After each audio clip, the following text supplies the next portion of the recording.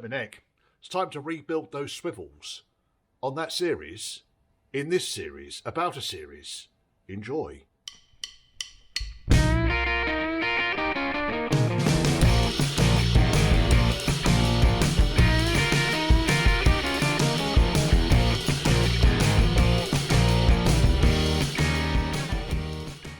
Before we get down and dirty, hit the subscribe button. If you think you're subscribed, check, because it seems to be unsubscribing you folk.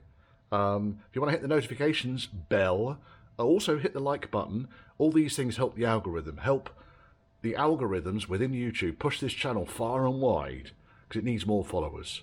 There you go. If you fancy buying me a pint, well, there's a link scrolling down here. Right, so in this series, about the series 2A, my dad's car, short wheelbase car, I started to clean up all of the components from the front left-hand corner. So as you recall, the brake, or the MOT pointed out that the brake balance across the axle, didn't name which axle, was poor. It's not going to have been helped by all of the oil on the brake shoes, really, is it? No, no, no, no, no. So I've been going through, cleaning up all the components I'm going to keep. I'm not going to keep that. That is just a little bit too far.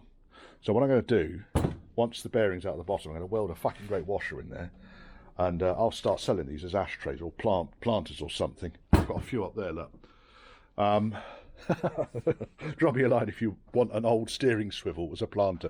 I did suggest to my missus we could put them along the top of the wall outside the garden. She wasn't entirely receptive of the idea. I said, no, we could plant pretty flowers in there. No, she wasn't really buying into it. Anyway, it's a work of art. It's the chrome swivel. You can get new chrome swivels.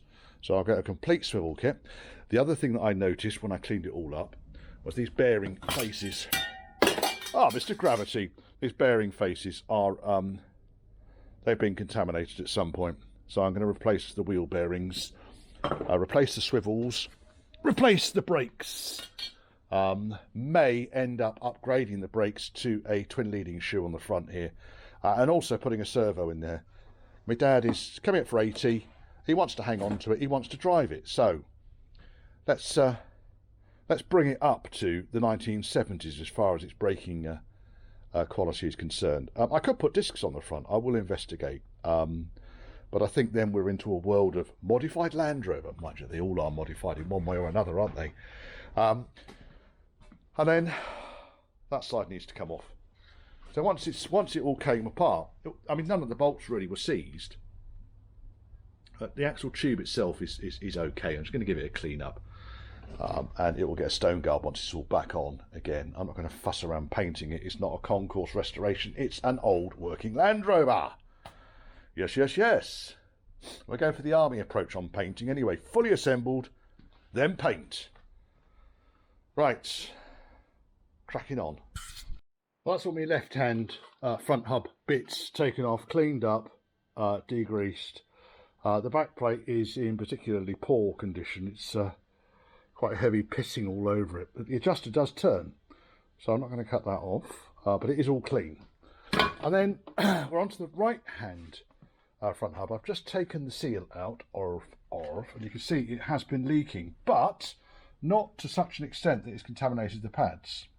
Okay, however, the adjuster's not working on this side. So I was able just to pull this drum straight off the brakes. So poor show on the guys that did the last service on this thing. Anyway, I'm not going to grumble about that because it's all going to get rebuilt anyway. Now, interestingly, the other thing about this is the left-hand hub, top swivel pin, and I need to check this out. I'll dig this out from here. Looks like that.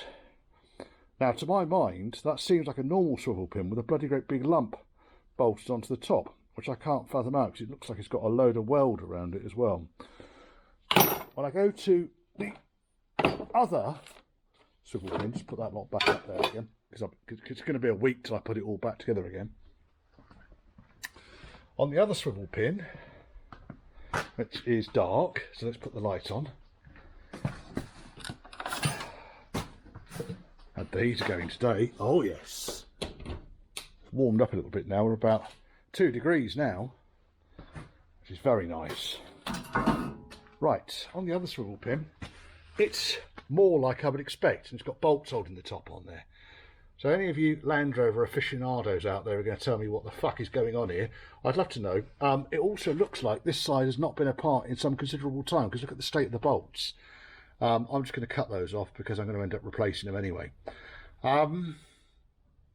Yes, I can't get this drive shaft out either, so I'm going to undo the hub and see if I can't just pull the whole thing out. There'll be a trick, I'm sure. I don't want to go brutal with it because I don't want to break it. Right, we've got the front right hand hub is now off, and this is the one I couldn't get the drive shaft out of, probably because it's seized into the bearing there. So I'll clean it up and see if I can get it out without disturbing the bearing on the back here. As I'm replacing the swivels, I might be replacing the bearing anyway. Right, then it's a case of stripping this thing down, which looks like it has not happened in a very long time. Apologies for the noise, by the way. That is my friend over here. Oh, it's beautiful. He's just fucking beautiful. Right, so because it's noisy, I'm going to carry on and rip this thing apart. You can see I've cleaned all of the old base plate on this side. It was somewhat challenged. It's holy. It's holier than thou. Considering that's brakes and it's safety critical and it's a slither of its original thickness, that's going to get replaced. Yes.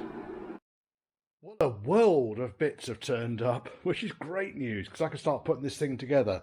As you can see, I've already put the left-hand spring on. And I was looking through my parts and I thought, you know what, I better video this. Because otherwise, it just ain't going to get videoed, did it? Right. Okay. Putting a world of parts back onto this chassis, really, because I want to get it done. I'm fed up with it sitting here. Just sitting there looking sad. So I thought, but you know what, I've ordered all these bits up. These springs came from, I ordered these from Paddock Spares. And they are UK manufactured, GME springs.co.uk. Almost exactly like that. There you go. I've got no experience of them. They look the business. 9-leaf springs, front end of a short wheelbase Series IIa. Now, I'll go through the springs in a second.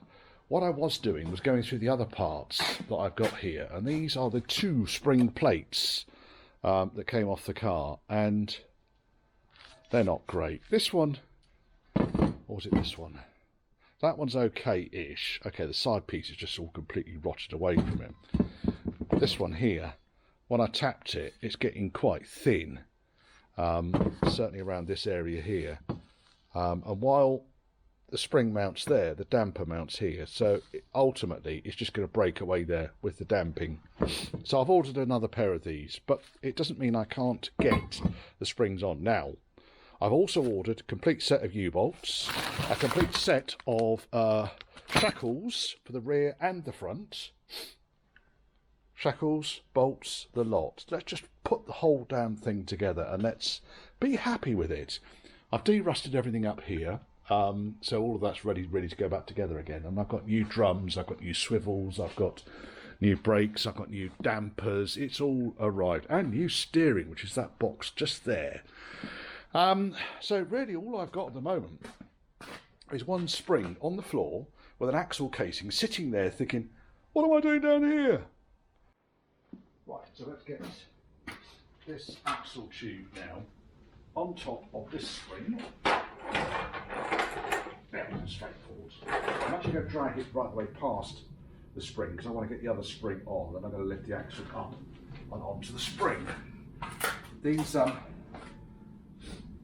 wheel trolleys, they are very useful. They're not very useful on my floor for moving cars around, but they're very useful when it comes to moving axles around or engines around or whatever around. There's Basil. You go over there.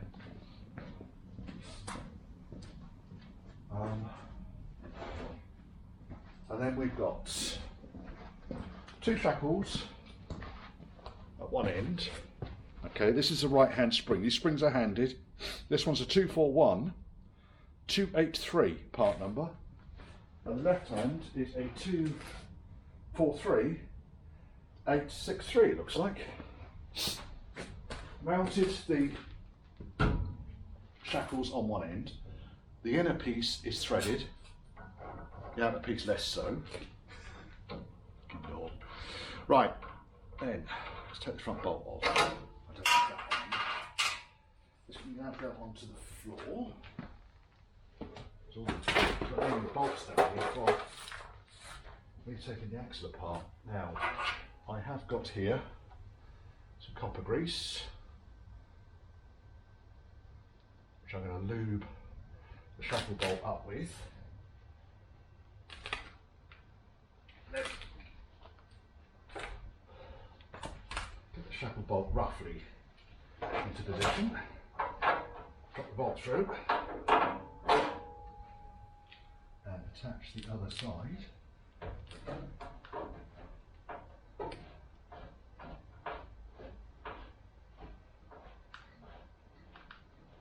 That went in nicely. Right, okay, now, is that right? Yes, that's right. Now, somewhere I have got my, there it is. So the bolts are 13/16.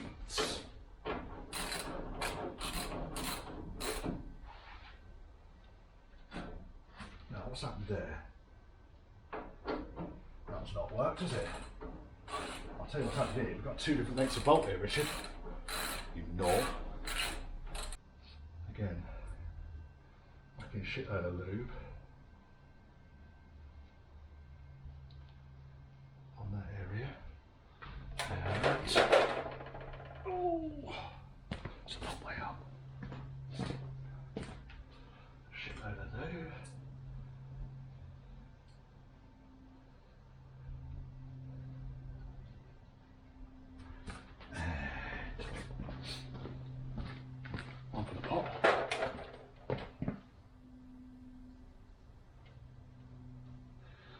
Because if even though I'm going to replace these spring plates,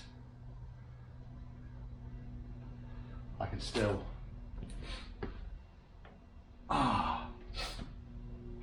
brakes not working. Build up the swivels and everything on the axle. If you're with me. Right, that's open. Now let's roll that over there. That's gone on nicely. I want the other end to go on nicely as well. More as it has.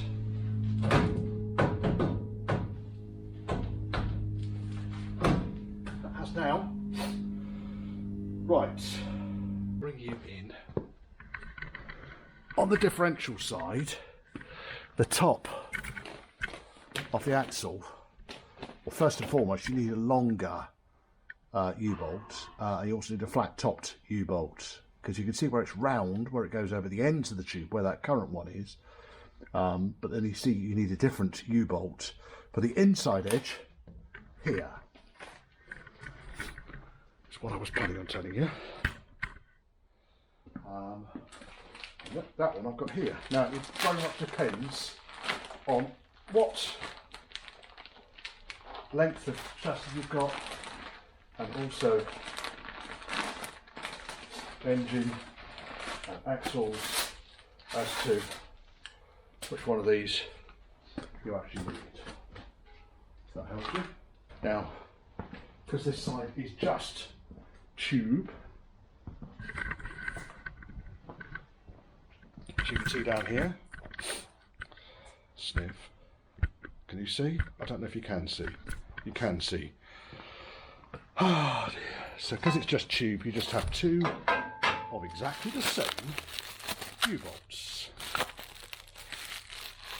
There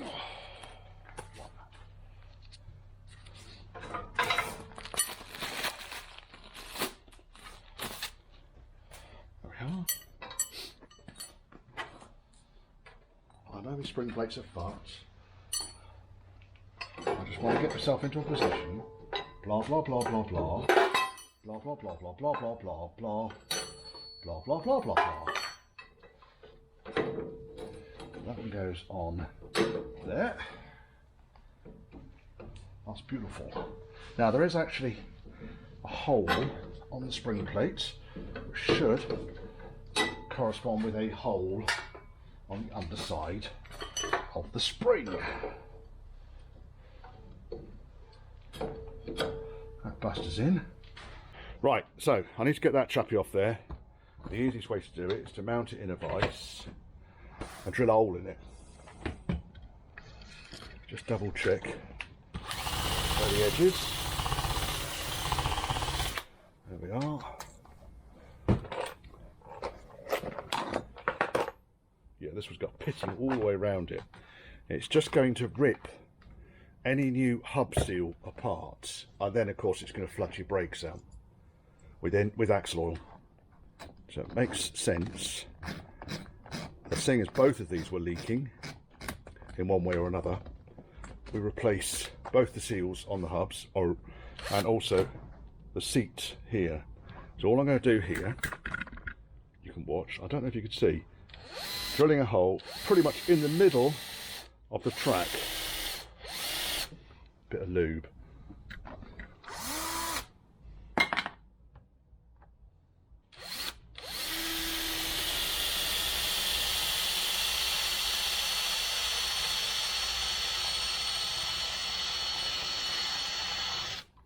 When we think we're through, we're not yet.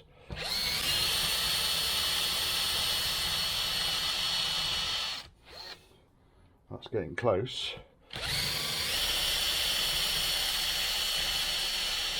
That's got to be it. Right. There's me hole. Drilled a 4mm pilot hole. Lob that in there. Get the 6mm drill bit out. Yes.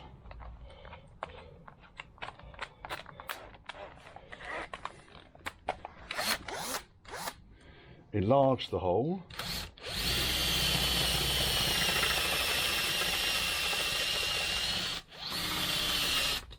Right, that's pretty much there. That's there.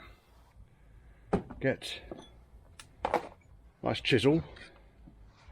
I'm working on the outside edge. Give it a couple of good smart taps.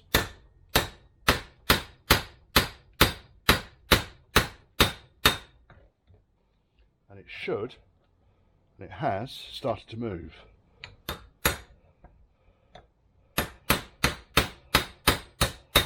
Go.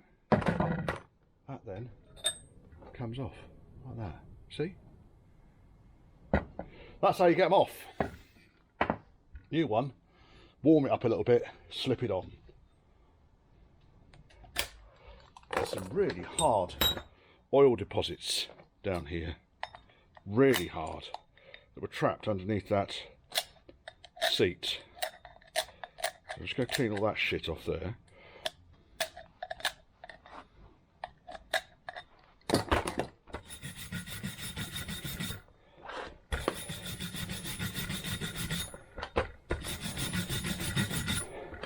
I don't want anything to interfere with the new seat going in.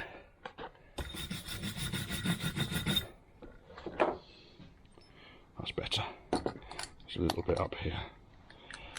Just run that around there. That's good. Good. Right, okay, so that's now ready. Good news though, the spring plates arrived.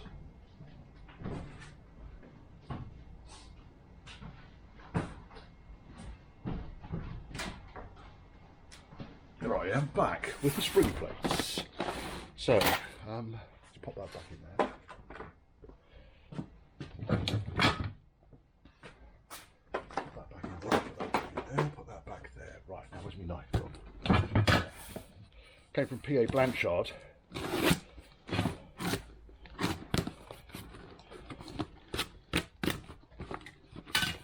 Nice invoice.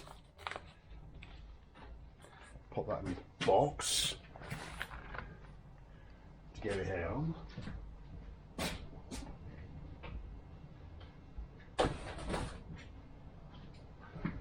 blowing up a bloody gale today, I tell you.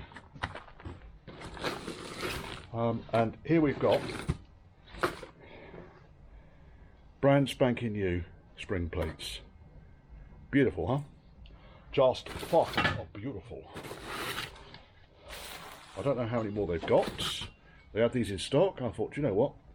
I'm having those. Thank you very much.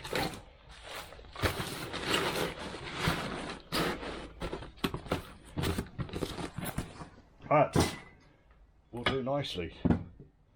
So, yes. Right, there we go. One hub is back on the axle. Okay, so I've rebuilt the swivel, new swivel ball, new seals, new gaskets, new preload and everything. So, how did I do it?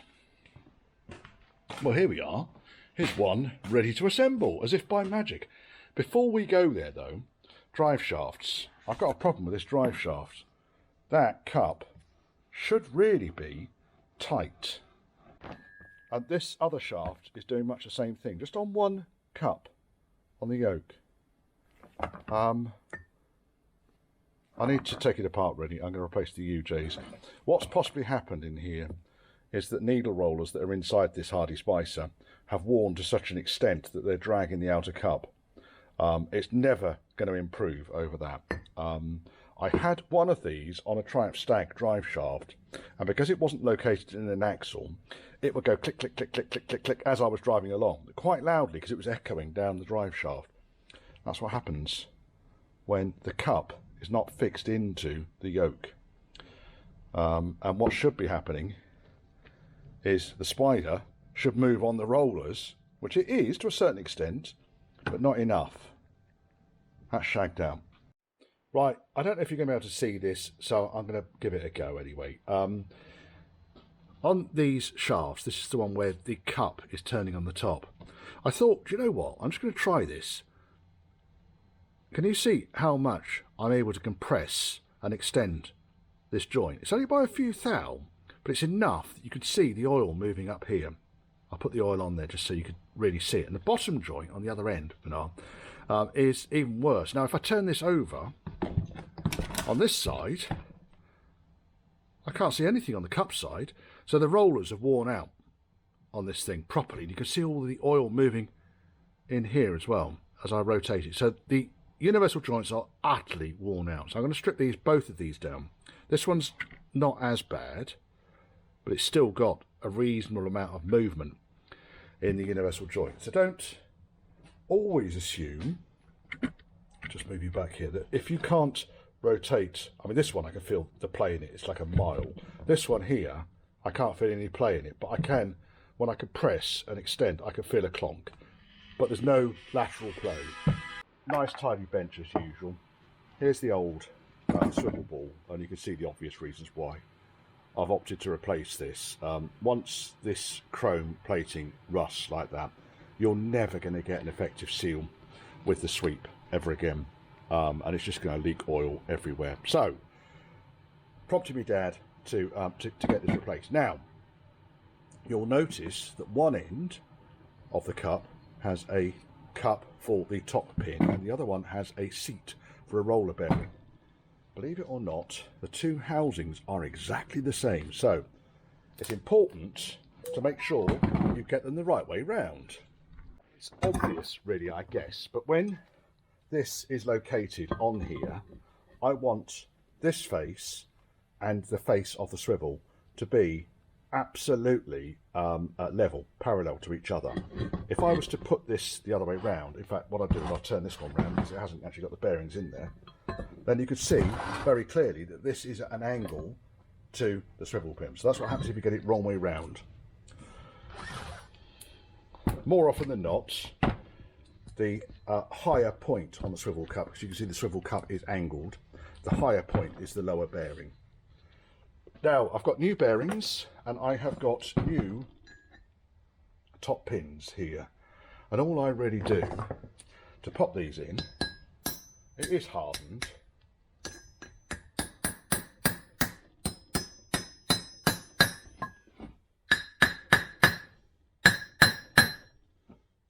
get it in level, getting it nice and square. Right, I want it to go on this side now. Now it's going in level.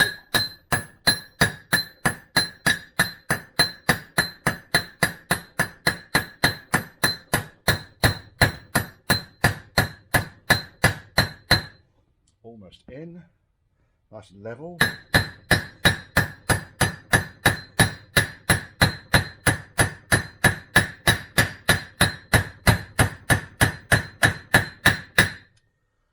I could mash the bearing in there, but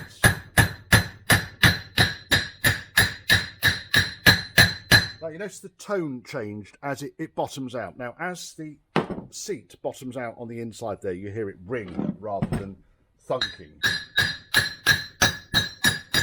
So we know that that is in. Now the other one, the cup, and I've put the thrust washer in there already. Really want to knock this in using the old swivel pin. Okay? And again, just a case of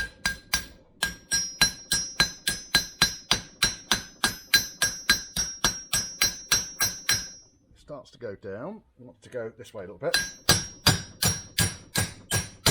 Right over there, that's looking good.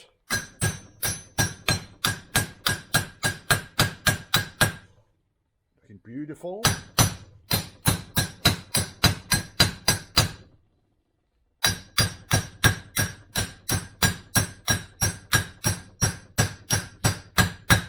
Going down.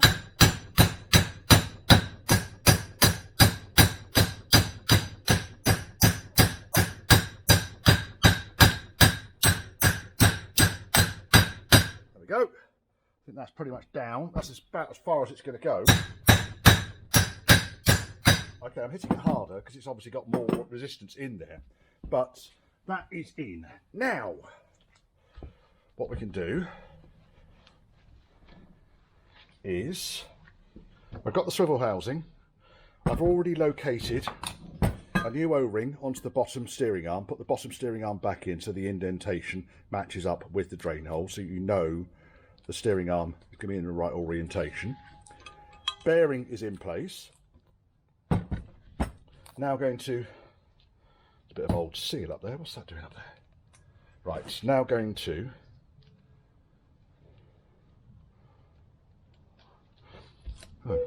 let's clean all this shit out. Now going to clean up this part. I thought I'd clean this. Right, that's all out. Right, now we can put the swivel housing into, or sorry, the swivel ball into the swivel housing. Okay, that's located, and then I've kind of pre-guessed on the amount of shims that we're going to need here, based on the pin going in, what was there already last time round, and what I think we're going to need. Don't need that old swivel pin anymore. Don't need that. Don't need the torque wrench yet. Don't need the chisel. Don't need the screwdriver. Right, so we've got the top pin in. Really want to tighten this top pin down so it puts the load on the conical bottom bearing. Right, just going to put that bolt through there, and it's in, and this one in here.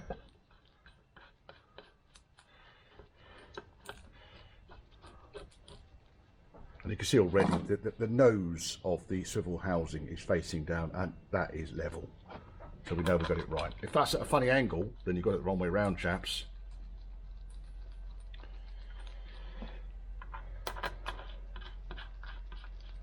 Goes on there, and then what I want is my socket. You can torque these up, to be honest. They're only done up to about 50 foot-pounds, so I tend to do them up to Land Rover tight.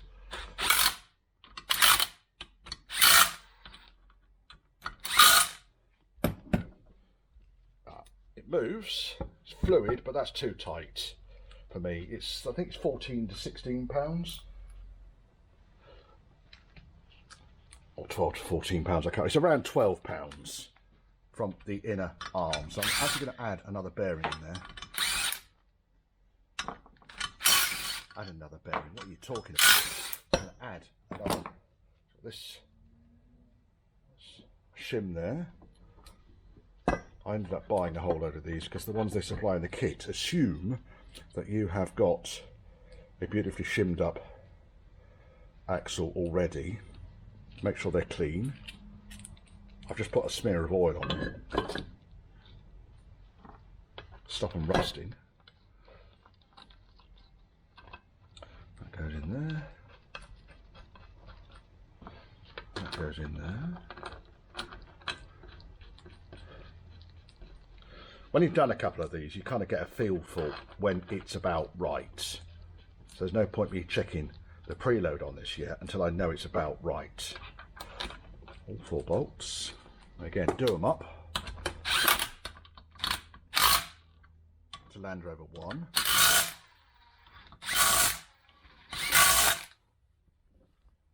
Still a bit on the tight side, that. It wants to be looser than that.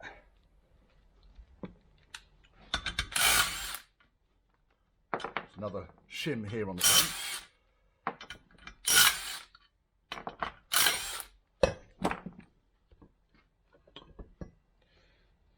You've got to start somewhere. You don't want to be doing this up and putting so much load on it that you can't even move the swivel ball, because all you'll then do is damage the bottom bearing. And you don't want to be crushing the bottom bearing. Otherwise you'll have to replace it. So it's a softly, slowly, step-by-step process just to get the swivel preload on these about right.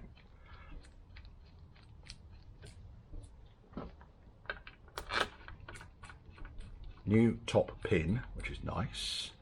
Right,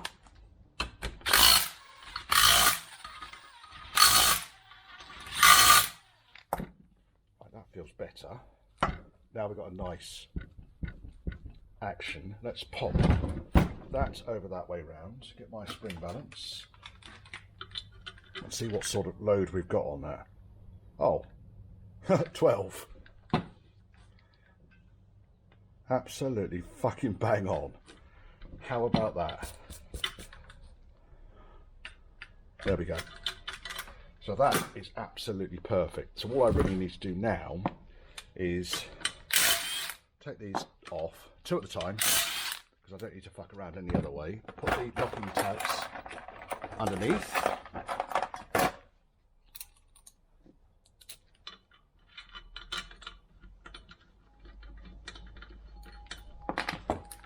Do them up. I'm going to torque these.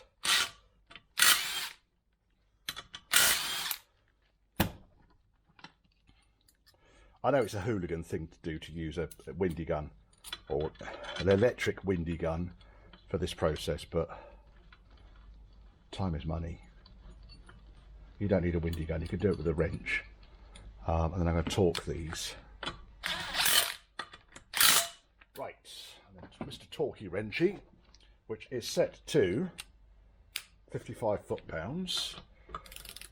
Let's go this way round.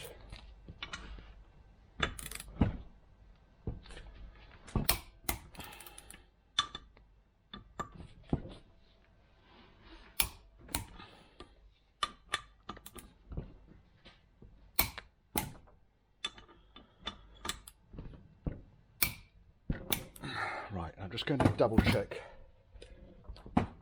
Feels perfect actually, doesn't it? Yeah, 12. Perfect! Now all I need to do then is lock these tabs over.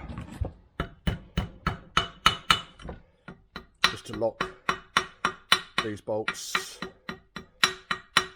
in place.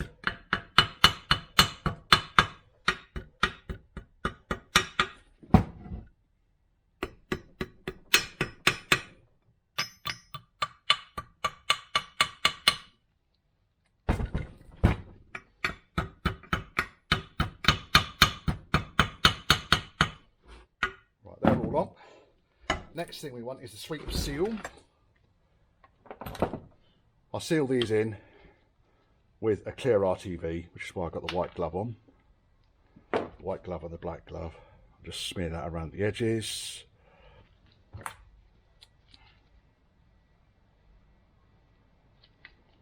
There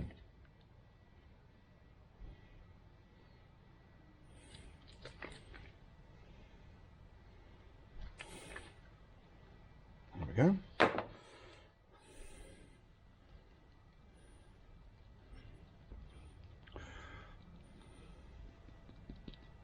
Again, just stops it leaking too badly. That then goes into the housing. We've got the retainer, which goes over the top.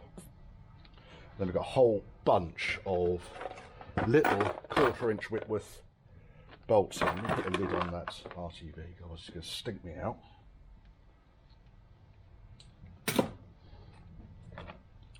The long adjuster bolt needs to go at basically on the horizontal on the front pin. So this is the front of the axle. So you want the long one, long bolt with the adjusting nut on it on that position. That then matches up to that tab which goes onto the swivel housing bolt. Swivel to axle bolt, I should say. Because that's the swivel housing, that's the swivel. Richard, dumbass. You don't want to go nuts with these, they're only 1/4 inch bolts for God's sake, but you don't want them to come out. Now as you're doing this up, you are actually pushing the sweep seal into its housing. So you will find that as you are going around, you may find some of these nuts are loosening off again. That one could have done with another 1/2 turn, 1/4 turn. You can see I'm squeezing out the gloop here. Right, we want a 7/16 spanner, which is there.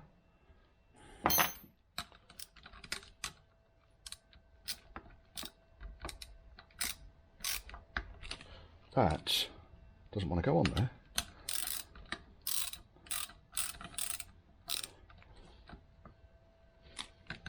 I'll do that one in a second. That was done. Let's go for 12.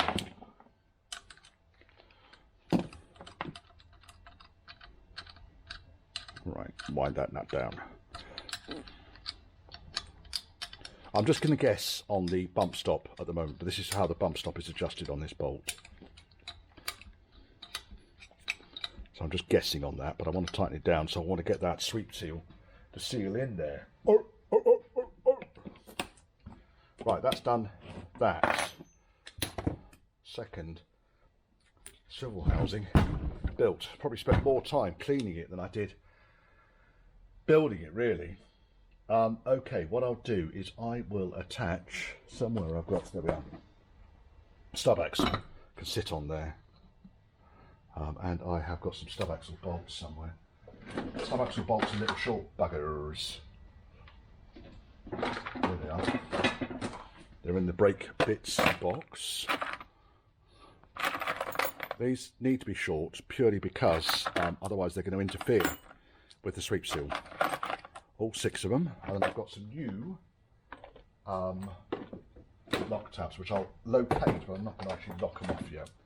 I just want to pop them on there just purely so I know where they are. I'm not going to bother with the brake back plate on this because I've got to take it all apart in order to put the drive shafts in. Bearing in, there he is. Bum bum bum. It's a thing of beauty, isn't it? Look at that.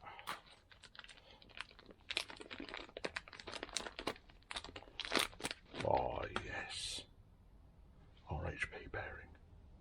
Now I am going to put it in that way round. I think that's going to be the way round it needs to go. I'm going to put that back in the bag because that needs to be sweated onto the half shaft. That can go back in the box and in the parts that need to go onto that half shaft, so I don't lose that. Now that needs to press down into there. I'm actually going to be a bit brutal with this, I think. I'm going to try tapping it in.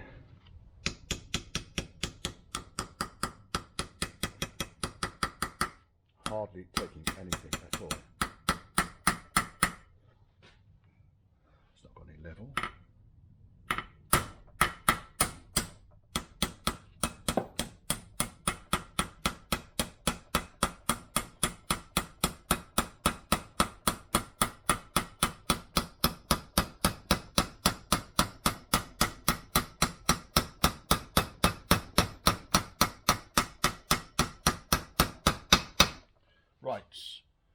probably got another few mil to go down, so I might have to use the centre punch on this now, or will that fit on there?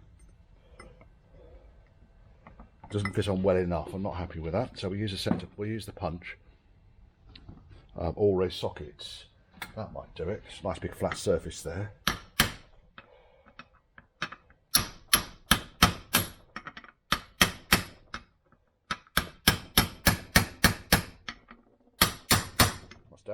Down, down, down. Beautiful. That's that chappy in. Oh, that's better than sex, that is. Now we can mount this onto the car now. So I need a gasket for the back. Right, there's my gasket on. I've bonded it down one side. A bit of clear RTB sealant on the other side. Obviously, keep it nice and clean.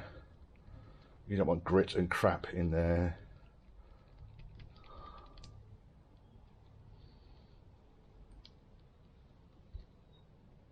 Let that go off, and then I can bolt that up to the axle. Then it's another thing off the workbench, which is nice. Another thing off the workbench is going to be a positive. Right, I've got some bolts here for that, and I have got a pair of spanners. Nothing particularly nasty about mounting these things. I use nylox rather than lock washers and standard nuts, and because I didn't have enough of the Whitworth bolts, I'm using a UNF.